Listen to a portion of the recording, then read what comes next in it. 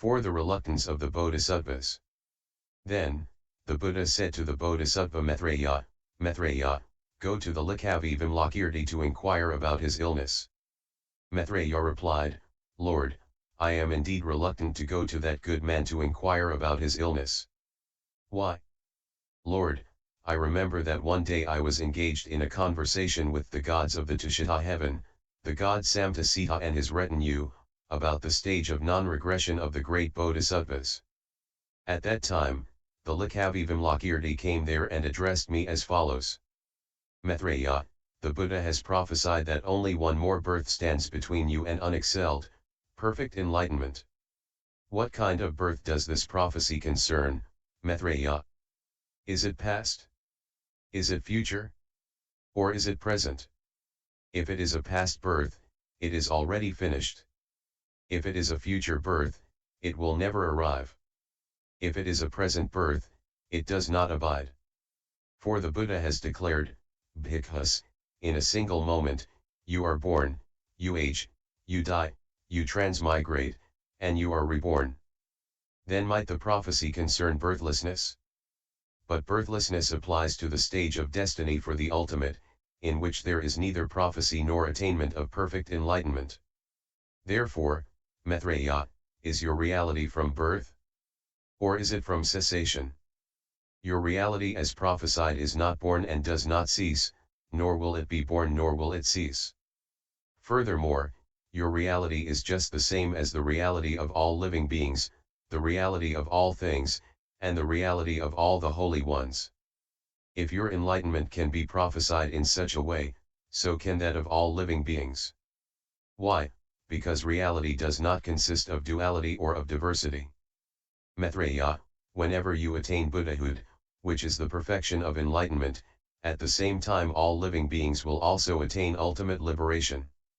Why? The Tathagatas do not enter ultimate liberation until all living beings have entered ultimate liberation. For, since all living beings are utterly liberated, the Tathagatas see them as having the nature of ultimate liberation.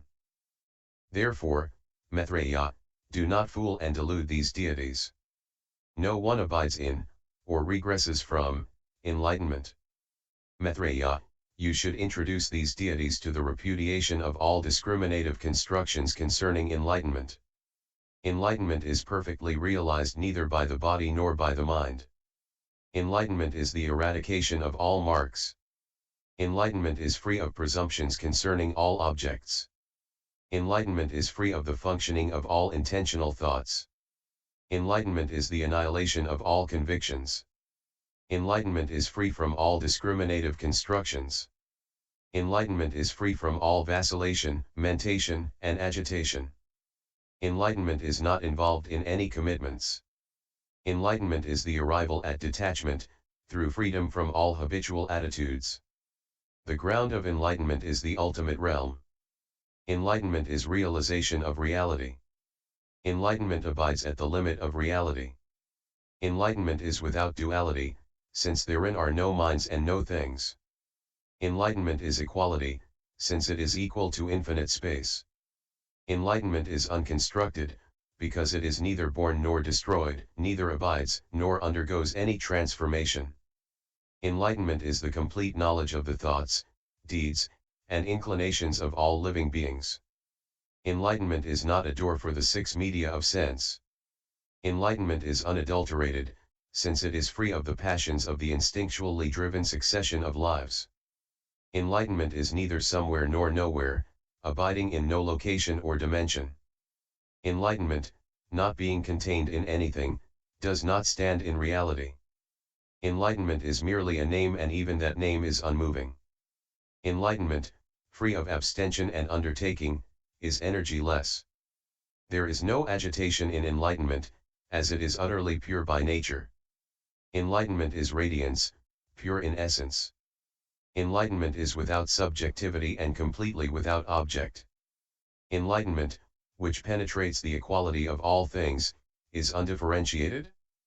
Enlightenment, which is not shown by any example, is incomparable. Enlightenment is subtle, since it is extremely difficult to realize. Enlightenment is all-pervasive, as it has the nature of infinite space. Enlightenment cannot be realized, either physically or mentally. Why? The body is like grass, trees, walls, paths, and hallucinations. And the mind is immaterial, invisible, baseless, and unconscious. Lord, when Vimalakīrti had discoursed thus, 200 of the deities in that assembly attained the tolerance of birthlessness. As for me, Lord, I was rendered speechless. Therefore, I am reluctant to go to that good man to inquire about his illness. The Buddha then said to the young Likhavi Prabhavyuha, Prabhavyuha, go to the Likhavi Vimalakīrti to inquire about his illness. Prabhavyuha replied, Lord, I am indeed reluctant to go to that good man to inquire about his illness. Why? Lord, I remember one day, when I was going out of the great city of Vaisali, I met the Likhavi Vimalakīrti coming in. He greeted me, and I then addressed him, Householder, where do you come from? He replied, I come from the seat of enlightenment. I then inquired, what is meant by seat of enlightenment? He then spoke the following words to me, Noble son, the seat of enlightenment is the seat of positive thought because it is without artificiality. It is the seat of effort, because it releases energetic activities. It is the seat of high resolve, because its insight is superior. It is the seat of the great spirit of enlightenment, because it does not neglect anything. It is the seat of generosity, because it has no expectation of reward. It is the seat of morality, because it fulfills all commitments. It is the seat of tolerance, because it is free of anger toward any living being. It is the seat of effort, because it does not turn back. It is the seat of meditation, because it generates fitness of mind. It is the seat of wisdom, because it sees everything directly. It is the seat of love, because it is equal to all living beings. It is the seat of compassion, because it tolerates all injuries. It is the seat of joy, because it is joyfully devoted to the bliss of the Dharma. It is the seat of equanimity, because it abandons affection and aversion. It is the seat of paranormal perception, because it has the 6 superknowledges. It is the seat of liberation, because it does not intellectualize. It is the seat of liberative technique, because it develops living beings. It is the seat of the means of unification, because it brings together living beings. It is the seat of learning, because it makes practice of the essence. It is the seat of decisiveness, because of its precise discrimination. It is the seat of the aids to enlightenment, because it eliminates the duality of the compounded and the uncompounded. It is the seat of truth, because it does not deceive anyone. It is the seat of interdependent origination, because it proceeds from the exhaustion of ignorance to the exhaustion of old age and death. It is the seat of eradication of all passions, because it is perfectly enlightened about the nature of reality. It is the seat of all living beings, because all living beings are without intrinsic identity. It is the seat of all things, because it is perfectly enlightened with regard to voidness. It is the seat of the conquest of all devils, because it never flinches. It is the seat of the triple world, because it is free of involvement. It is the seat of the heroism that sounds the lion's roar, because it is free of fear and trembling. It is the seat of the strengths, the fearlessnesses, and all the special qualities of the Buddha, because it is irreproachable in all respects. It is the seat of the 3 knowledges, because in it no passions remain. It is the seat of instantaneous, total understanding of all things, because it realizes fully the gnosis of omniscience. Noble son, when bodhisattvas are thus endowed with the transcendences, the roots of virtue, the ability to develop living beings, and the incorporation of the holy Dharma, whether they lift up their feet or put them down, they all come from the seat of enlightenment. They come from the qualities of the Buddha, and stand on the qualities of the Buddha. Lord, when Vimalakīrti had explained this teaching, 500 gods and men conceived the spirit of enlightenment, and I became speechless. Therefore, Lord, I am reluctant to go to that good man to inquire about his illness.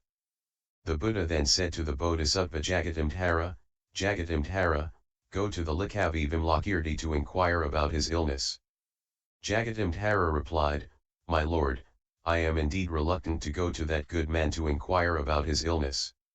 Why? Lord, I remember that one day, when I was at home, the wicked Mara, disguised as Indra and surrounded with 12,000 heavenly maidens, approached me with the sounds of music and singing. Having saluted me by touching my feet with his head, he withdrew with his retinue to one side. I then, thinking he was Sakra, the king of the gods, said to him, Welcome, O Kausika. You should remain consciously aware in the midst of the pleasures of desire. You should often think on impermanence and strive to utilize the essential in body, life, and wealth. Mara then said to me, Good sir, accept from me these 12,000 divine maidens and make them your servants. I replied, O Kausika, do not offer me, who am religious and a son of the Sakya, things which are not appropriate. It is not proper for me to have these maidens. No sooner had I said these words than the Likavi Vimalakīrti came there and said to me, Noble son, do not think that this is Indra. This is not Indra but the evil Mara, who has come to ridicule you. Then the Likavi Vimalakīrti said to Mara, Evil Mara, since these heavenly maidens are not suitable for this religious devotee, a son of the Sakya, give them to me. Then Mara was terrified and distressed, thinking that the Likavi Vimalakīrti had come to expose him. He tried to make himself invisible, but, try as he might with all his magical powers, he could not vanish from sight. Then a voice resounded in the sky, saying, Evil one, give these heavenly maidens to the good man Vimalakīrti, and only then will you be able to return to your own abode. Then Mara was even more frightened and, much against his will, gave the heavenly maidens. The Likavi Vimalakīrti, having received the goddesses, said to them, Now that you have been given to me by Mara, you should all conceive the spirit of unexcelled, perfect enlightenment. He then exhorted them with discourse suitable for their development toward enlightenment, and soon they conceived the spirit of enlightenment. He then said to them, You have just conceived the spirit of enlightenment. From now on, you should devote yourselves to find joy in pleasures of the Dharma, and should take no pleasure in desires. They then asked him, What is joy in the pleasures of the Dharma? He declared, It is the joy of unbreakable faith in the Buddha, of wishing to hear the Dharma, of serving the Sangha and honoring the spiritual benefactors without pride. It is the joy of renunciation of the whole world, of not being fixed in objects, of considering the five aggregates to be like murderers, of considering the elements to be like venomous serpents, and of considering the sense media to be like an empty town. It is the joy of always guarding the spirit of enlightenment, of helping living beings, of sharing through generosity, of not slackening in morality, of control and tolerance in patience, of thorough cultivation of virtue by effort, of total absorption in meditation, and of absence of passions in wisdom. It is the joy of extending enlightenment, of conquering the maras, of destroying the passions, and of purifying the Buddha field. It is the joy of accumulating all virtues, in order to cultivate the auspicious marks and signs. It is the joy of the liberation of non-intimidation when hearing the profound teaching. It is the joy of exploration of the three doors of liberation, and of the realization of liberation. It is the joy of being an ornament of the seat of enlightenment, and of not attaining liberation at the wrong time. It is the joy of serving those of equal fortune, of not hating or resenting those of superior fortune, of serving the spiritual benefactors, and of avoiding sinful friends. It is the joy of the superior gladness of faith and devotion to the Dharma. It is the joy of acquiring liberative techniques and of the conscious cultivation of the aids to enlightenment. Thus, the Bodhisattva admires and finds joy in the delights of the Dharma. Thereupon, Mara said to the goddesses, Now come along and let us return home. They said, You gave us to this householder. Now we should enjoy the delights of the Dharma and should no longer enjoy the pleasures of desires. Then Mara said to the Likavi Vimalakīrti, If it is so that the Bodhisattva, the spiritual hero, has no mental attachment, and gives away all his possessions, then, householder, please give me these goddesses. Vimalakīrti replied, they are given, Mara. Go home with your retinue. May you fulfill the religious aspirations of all living beings.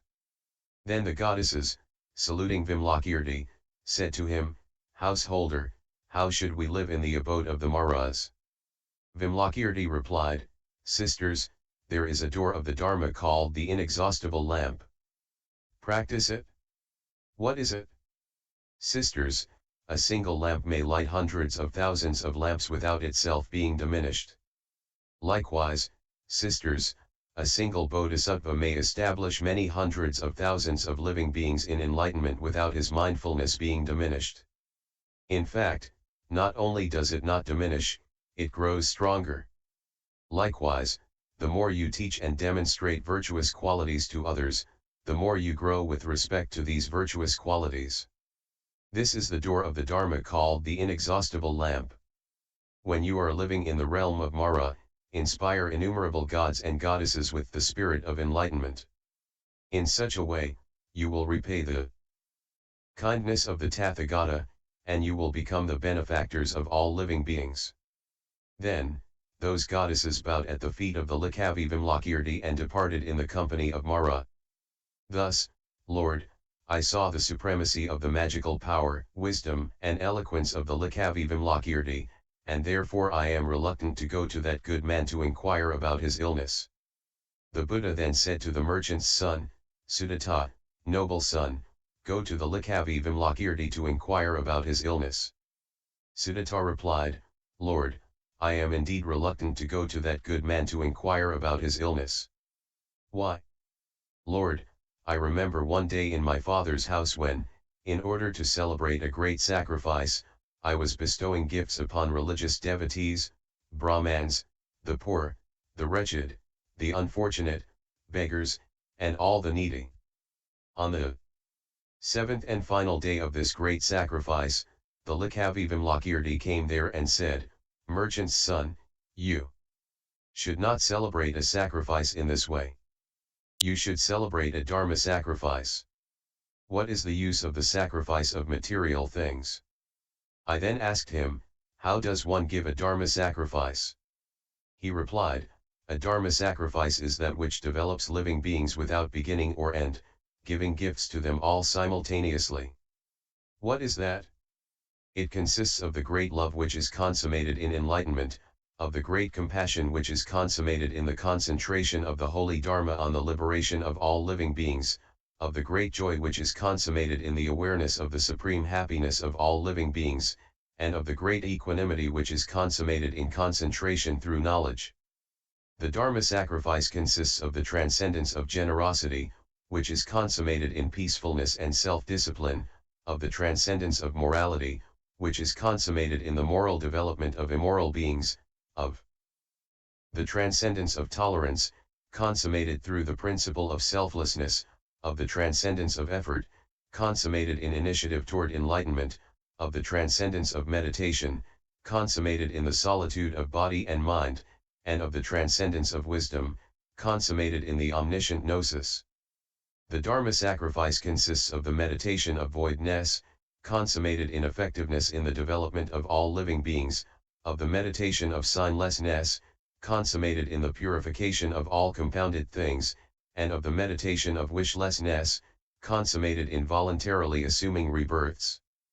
The Dharma sacrifice consists of heroic strength, consummated in the upholding of the holy Dharma, of the power of life, consummated in the means of unification, of the absence of pride, consummated in becoming the slave and the disciple of all living beings, of the gain of body, health, and wealth, consummated by the extraction of essence from the essenceless, of mindfulness, consummated by the 6 remembrances, of positive thought, consummated through the truly enjoyable Dharma, of purity, of livelihood, consummated by correct spiritual practice, of the respect of saints, consummated by joyful and faithful service, of soberness of mind, consummated by absence of dislike for ordinary people, of high resolve, consummated by renunciation, of skill in erudition, consummated by religious practice, of retirement in solitary retreats, consummated by understanding things free of passions, of introspective meditation,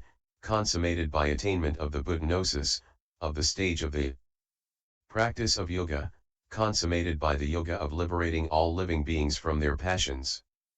The Dharma sacrifice consists of the store of merit which is consummated by the auspicious signs and marks, the ornaments of the Buddha fields, and all other means of development of living beings, of the store of knowledge which is consummated in the ability to teach the Dharma according to the thoughts and actions of all living beings, of the store of wisdom, which is consummated in the uniform gnosis free of acceptance and rejection in regard to all things, of the store of all roots of virtue, consummated in the abandonment of all passions, obscurations, and unvirtuous things, and of the attainment of all the aids to enlightenment, consummated in the realization of the gnosis of omniscience as well as in accomplishment of all virtue. That, noble son, is the Dharma sacrifice. The Bodhisattva who lives by this Dharma sacrifice is the best of sacrifices, and, through his extreme sacrifice, is himself worthy of offerings from all people, including the gods. Lord, as soon as the householder had discoursed thus, 200 Brahmans among the crowd of Brahmans present conceived the spirit of unexcelled, perfect enlightenment. And I, full of astonishment, having saluted this good man by touching his feet with my head, took from around my neck a necklace of pearls worth 100,000 pieces of gold and offered it to him. But he would not accept it. I then said to him, "Please accept, good man, this necklace of pearls, out of compassion for me, and give it to whomsoever you wish." Then, Vimalakīrti took the pearls and divided them into 2 halves. He gave 1 half of them to the lowliest poor of the city, who had been disdained by those present at the sacrifice. The other half he offered to the Tathagata Dusprasaha. And he performed a miracle such that all present beheld the universe called Marisai and the Tathagata Dusprasaha. On the head of the Tathagata Dusprasaha, the pearl necklace took the form of a pavilion, decorated with strings of pearls, resting on 4 bases, with 4 columns, symmetrical, well constructed, and lovely to behold. Having shown such a miracle, Vimalakīrti said, "The giver who makes gifts to the lowliest poor of the city, considering them as worthy of offering as the Tathagata himself, the giver who gives without any discrimination, impartially, with no expectation of reward, and with great love, this giver, I say, totally fulfills the Dharma sacrifice." Then the poor of the city, having seen that miracle and having heard that teaching, conceived the spirit of unexcelled, perfect enlightenment. Therefore, Lord, I am reluctant to go to that good man to inquire about his illness. In the same way, all the Bodhisattvas, great spiritual heroes, told the stories of their conversations with Vimalakīrti and declared their reluctance to go to him. 5. The consolation